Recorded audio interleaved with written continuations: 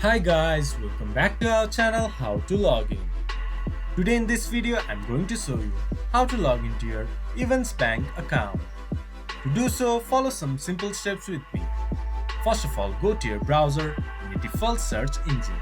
Then search Evans Bank Login. Then go to the first result that shows up or go to www.evansbank.com. Then click to login from the top right corner.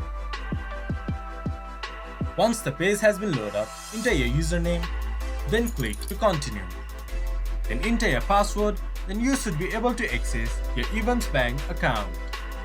If you have forgot your username or password, you can get help by clicking to forgot your username or reset your password. And if you are new to Evans Bank, you can enroll a new account by clicking to enroll in Evans Online Banking. This much for today's video. If you guys find our video helpful, please leave a like and comment. And do not forget to subscribe our channel and hit the bell icon.